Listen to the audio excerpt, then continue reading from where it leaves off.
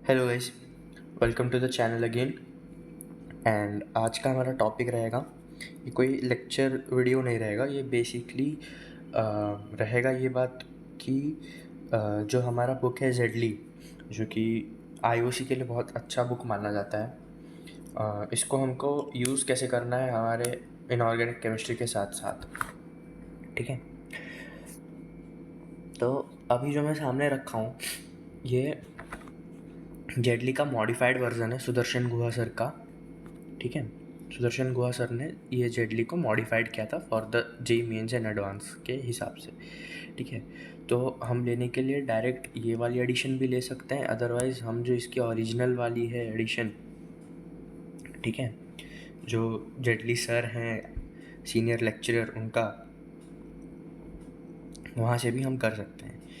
अगर हम कंटेंट्स पे देखें तो लगभग इन सब का जो भी है लेटेस्ट एडिशन लेना है, लेकिन जिसका भी लेना है। ठीक है, तो बात यह है कि दोनों का जो कंटेंट है वो काइंड ऑफ सेम है। इसमें पहले एटम स्ट्रक्चर ऑफ एटम मिलेगा, पहला chapter structure of atoms which is atomic structure, फिर periodic properties and periodic table.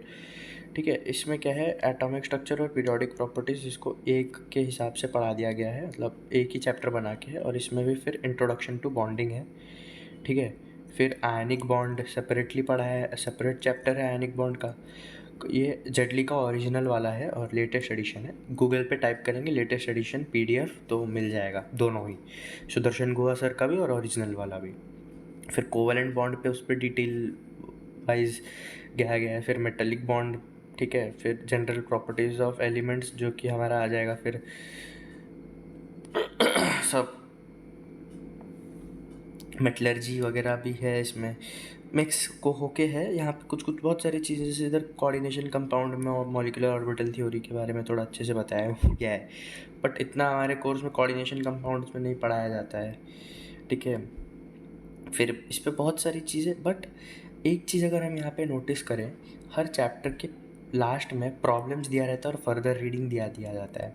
Further reading मतलब अगर हमको वो पर्टिकुलर टॉपिक या वो पर्टिकुलर चैप्टर पे और अच्छे लेवल पे पढ़ना है तो वहाँ पे नीचे दे दिया जाता है। सपोज़ मैं अब नीचे जाऊँ तो उसी हिसाब से फिर इसमें ब्लॉक केमिस्ट्री है और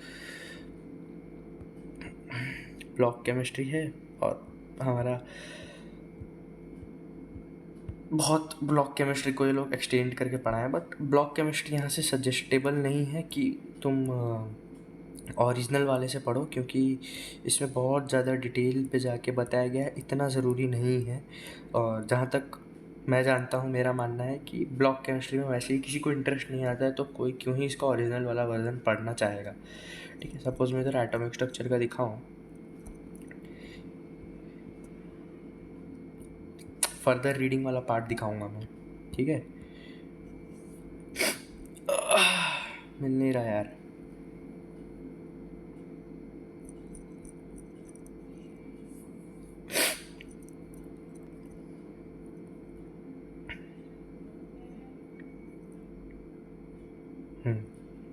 ये फर्दर रीडिंग वाला पार्ट है। ठीक है, यहाँ पे प्रॉब्लम्स चालू होते हैं और यहाँ पे ये है फर्दर रीडिंग।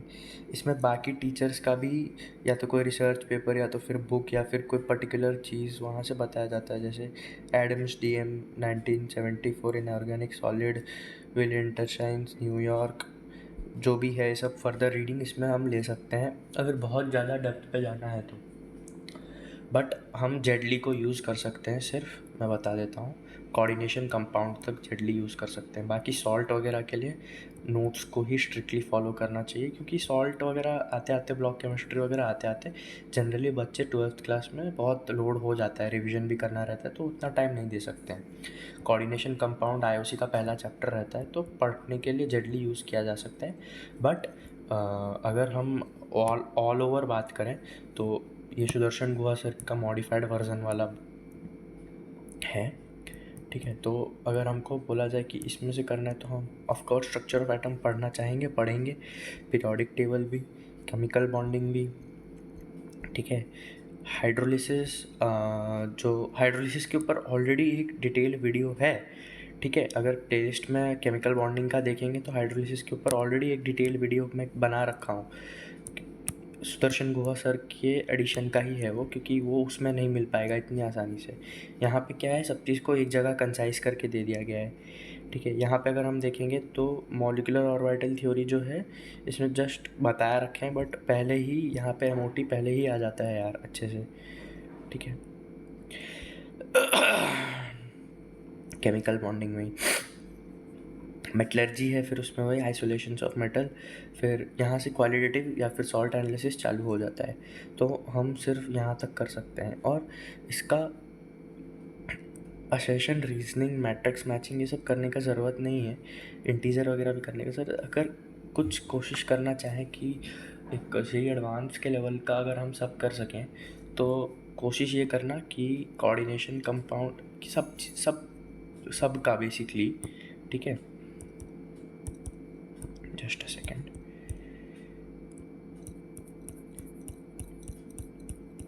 तो कोशिश ये करना बेसिकली कि हम कॉम्प्रिहेंशन टाइप क्वेश्चंस कर लें। ठीक है, मैट्रिक्स मैचिंग कर लें। ठीक है, करने के लिए, और असेशन रीजनिंग भी कर ली, इसमें ज़्यादा टाइम नहीं लगाएगा। अगर एक्स्ट्रा कर सकते हो और तुम्हारे पास कोई मटेरियल अच्छा नहीं है तो, by the way guys, her chapter का अच्छा मटेरियल, जो पावर पॉइंट हमारा, पावर पॉइंट बोल रहा हूँ, एक स्प्रेडशीट बना दिया गया है गूगल शीट्स में, वहाँ से हम मटेरियल एक्सट्रैक्ट कर सकते हैं। वो गूगल ड्राइव का एक लिंक खोल देगा, वहाँ से हम डॉक्यूमेंट डाउनलोड कर सकते हैं। बहुत ही स्टैंडर्ड असाइनमेंट है और बहुत ही स्टैंडर्ड वर्कशीट है, उसको कर सकते हैं। बट वो जो मटेरियल है वो थोड़ा अच्छे लेवल का मटेरियल है, तो वो चीज़ को डीपीपी या फिर मॉड्यूल के जैसे हम नहीं ले सकते हैं। एक बहुत अच्छा मटेरियल उसको बोल सकते हैं कि उसमें कॉम्प्रिहेंशन टाइप वगैरह भी है और बहुत सारी चीज़ें हैं। तो चैप्टर पूरा कमांड अच्छे से आ जाए तभी जाके वो मटेरियल पे जाइएगा, अदरवाइज़ वो मटेरियल पे जाके कोई मतलब नहीं है कि क्वेश्चंस बनेंगे नहीं, तो फिर कॉन्फिडेंस लूज़ हो जाएगा। ठीक है, तो मेरे बोलने का मतलब वही है अभी यहाँ पे कि सॉल्ट, हाँ, इसमें हम सॉल्ट वगैरह का भी जो है, सॉल्ट का तो बच्चों को ज़रूर बोला जाता है कि यार तुम इसका कॉम्प्रिहेंशन टाइप, ठीक है, कॉम्प्रिहेंशन टाइप और मैट्रिक्स मैचिंग ज़रूर करके जाओ, क्योंकि चांसेस ये भी उठता है कि जेडली का ही डायरेक्ट कॉम्प्रिहेंशन या मैट्रिक्स मैचिंग या उससे मिलता जुलता जेई एडवांस में आ जाए, और नहीं भी आएगा तो अगर मटेरियल नहीं है और बहुत अच्छे बेसिस पे वो चैप्टर तुम समझे हो, उसकी टेस्टिंग करनी है, तो इसमें अच्छे क्वेश्चंस हैं पर्टिकुलरली इस सेक्शंस में। ठीक है, ये कॉम्प्रिहेंशन वाला और मैट्रिक्स मैचिंग वाला, तो यहाँ पे हम ज़रूर देख सकते हैं और बहुत शानदार रहेगा वो, अच्छा भी रहेगा। ठीक है, और रहा बात, बस ये बात है कि चैप्टर 6 तक ही हमको इसकी थियोरी रीड करनी है, उसके आगे की थियोरी यहाँ से रीड करने की ज़रूरत नहीं है। क्वेश्चंस हम सब कर सकते हैं। क्वेश्चंस में भी मैं सजेस्ट यही करूँगा कि chemical bonding, coordination, compounds, salt और ब्लॉक्स के ही खाली कॉम्प्रिहेंशन और मैट्रिक्स मैचिंग कर लो, बहुत है, और कोई चैप्टर का करने का इतना नीड नहीं है। ठीक है, क्योंकि आने से तो इन्हीं में से आएगा, नहीं तो नहीं ही आएगा। बाकी थियोरी वगैरह इसमें अच्छी सी दी हुई है।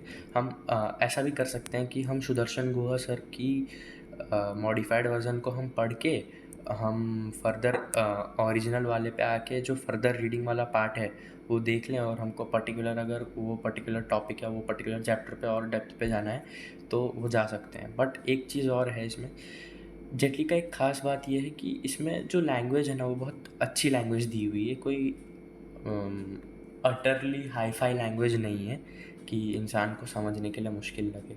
बट फिर भी गाइडेंस ये रहेगा, अगर टीचर तुम्हारा कोई है या मेंटोर कोई है जिसको नॉलेज है ये सब चीज़ के बारे में, तुम अगर उसके मेंटरशिप के अंडर रह के ये चीज़ पढ़ सकते हो तो ये ज़्यादा बेटर रहेगा। अदरवाइज़ मैं गाइड कर दिया हूँ कि कैसे पढ़ना है कैसे नहीं पढ़ना है, हम उतना भी कर सकते हैं, बट अगर कुछ हाथ पैर मारना है ब्लॉक्स वगैरह में तो स्पेशली उसके लिए किसी टीचर के अंडर ही तुम उसको पढ़ सकते हो, अदरवाइज़ वो तुम्हारे लिए हेल्पफुल नहीं रहेगा, उल्टा इरिटेटिंग रहेगा, है ना। तो ये चीज़ ज़रूर ध्यान में रखना। बाकी हमारा एमओटी वगैरह हुआ, पीवीटी वगैरह, थियरीज़ वगैरह जो सब है ना, शानदार तरीके से इसमें एक्सप्लेन किया गया है। मेरे नोट्स भी जो रहते हैं वो काफ़ी हद तक मैं इसी से ही बनाता हूँ, जेडली का ही नोट्स रहता है बेसिकली। हाइड्रोलिसिस तो पूरा ही मेरे नोट्स जो हैं वो जेडली से ही इंस्पायर्ड नोट्स हैं, अलग से नोट्स नहीं है वो, जैसा जेडली में दिया है मैं भी उसी हिसाब से उसी सीक्वेंस में लिख दिया हूँ।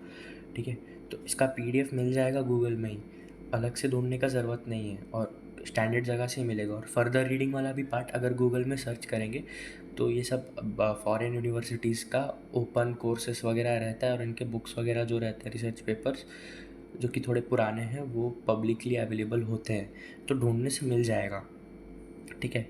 बट स्टिल मैं एक बात बोल दूँ, नोट्स आर सफिशिएंट। मैं जितने नोट्स में लिखवा रहा हूँ ना, अगर हम उतना नोट्स पढ़ लें, हमको एनसीईआरटी पढ़ने का भी ज़रूरत नहीं है। अगर स्कूल के एग्ज़ाम्स के लिए अगर एनसीईआरटी पढ़ना नीड हो तो पढ़ लेना, वरना नोट्स से बाहर से तो कुछ नहीं आएगा, ठीक है। जो है जो आएगा सब नोट्स के अंदर से ही आएगा, नोट्स के बाहर से कुछ नहीं आएगा आईओसी में, ठीक है ना। तो ये सेशन इतना तक ही रखते हैं, है ना। मैं ये उम्मीद रखता हूँ, ये आशा करता हूँ कि मैं जो बताना चाहता हूँ अच्छे से बता दिया हूँ और आप सब भी समझ गए होंगे कि जेडली कितना यूज़फुल है या फिर नहीं है। अगर हम जेडली देख लें, क्लैडिंग देख लें, सब इक्वली इम्पोर्टेंस रखते हैं और नहीं भी रखते हैं, ठीक है। तो तुम्हारे ऊपर ये करता है, अगर तुम एक्स्ट्रा टाइम निकाल सकते हो तो और पढ़ाई में डिवोट कर सकते हो इंटरेस्ट लेके, तो ज़रूर करना चाहिए, उसको टालना नहीं चाहिए, ठीक है। Thank you.